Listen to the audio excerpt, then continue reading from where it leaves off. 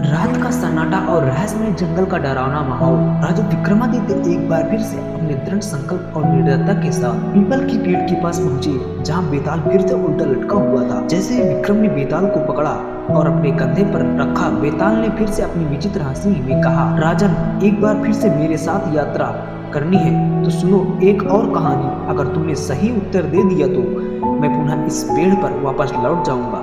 राजा विक्रम ने अपने कंधे पर बेताल को उठाया और आगे बढ़ते हुए कहा, ठीक है, मैं तैयार हूँ, सुनाओ अपनी कहानी। बेताल ने कहा, राजन, एक नगर में एक साहूकार था।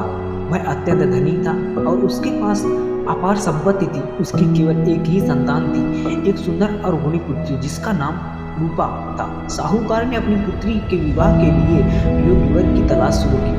कई राजकुमार, व्यापारी और विद्वान उसकी पुत्री का हाथ मांगने आए, लेकिन साहूकार को कोई भी वर अपनी पुत्री की योग्य नहीं लगा। कुछ समय बाद 3 युवक उस नगर में आए। तीनों ही बहुत समझदार और आकर्षक थे। वे तीनों साहूकार की पुत्री रूपा के साथ विवाह करना चाहते थे। साहूकार ने सोचा कि इनमें से एक को चुनना आसान नहीं होगा, इसलिए उसने तीनों के सामने एक परीक्षा रखी।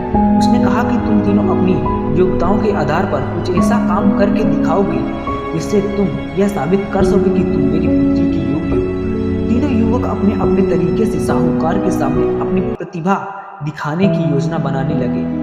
बेताल ने आगे कहा, पहला युवक एक विद्वान था जिसने कठिन तपस्या और साधना से एक मंत्र सीखा था जिससे वह किसी भी मृत व्यक्ति को जीवित कर सकता था।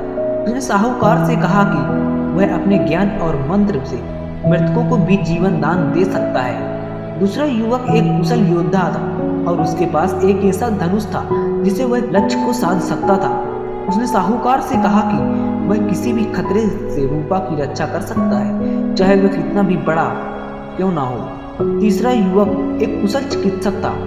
वह किसी भी बीमारी का इलाज कर सकता था, चाहे वह बीमारी कितनी ही जटिल क्यों ना हो। उसने साहूकार से कहा कि वह रूपा को कभी किसी बीमारी से पीड़ित नहीं होने देगा और हमेशा उसकी सेहत का ध्यान रखेगा। तीनों युवकों की बात सुनकर साहूकार सोच में पड़ गया कि इनमें से कौन उसकी पुत्री के लिए उपयुक्त होगा। परंतु एक दिन एक ऐसी घटना घटी जिससे साहूकार को निर्णय लेने में सहायता की। कुछ समय बाद रूपा गंभीर रूप से बीमार पड़ गई और अचानक उसकी मृत्यु हो गई। साहूकार और पूरा नगर शोक में डूब गया। तीनों युवकों की इस दुखद घटना के बाद आहत हुए। तभी पहले युवक ने साहूकार से कहा, मुझे एक अवसर दो, मैं अपने मंत्र से रूपा को पुनः जीवित कर सकता हूँ। उसने मंत्र का उच्चारण किया और रूपा वापस जीवन में लौट आई। साहूकार अत्यंत प्रसन्न हुआ, लेकिन अब उसकी सुरक्षा का प्रश्न भी था। तभी दूसरे युवक ने कहा, अब मैं रूपा की रक्षा करूंगा ताकि कोई भी उसे नुकसान ना पहुंचा सके। उसने अपने धनुष को कसकर पकड़ लिया और घोषणा की कि वह रूपा को किसी भी खतरे से सुरक्षित रखेगा। उसकी यह शपथ साहूकार को बहुत प्रिय लगी। तब तीसरे युवक की बारी आई। उसने रूपा को देखकर कहा, अब उसका स्वास्थ्य मेरी जिम्मेदारी है। मैं उसे हमेशा स्वस्थ और निरोगी रखूंगा। और वह हर दिन उसके स्वास्थ्य की देखभाल करने लगा। बेताल ने कहानी समाप्त करते हुए कहा, तो बताओ राजन, अब यह निर्णय करना कठिन होगा कि रूपा किस युवक के साथ विवाह करेगी। तीनों ने ही उसके लिए अद्वितीय सोचते हैं। इनमें से कौन सा रूपा का सबसे उपयुक्त पति होगा। राजा विक्रमादित्य कुछ समय के लिए सोच में डूब गए। फिर उन्होंने उत्तर दिया, जिसने रूपा को पुनः जीवन दान दिया उसका कार्य अत्यंत महत्वपूर्ण था, लेकिन वह उसका कर्तव्य नहीं हो सकता।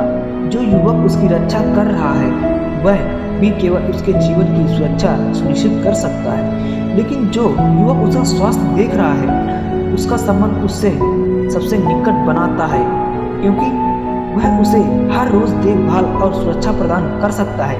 इसलिए वही युवक रूपा का सबसे अच्छा पति होगा। जैसे ही राजा विक्रम ने यह उत्तर दिया, बेताल अपने वादे के अनुसार हंसते हुए पेड़ की ओर उड़ गया और वापस पेड़ पर जाकर लटक गया।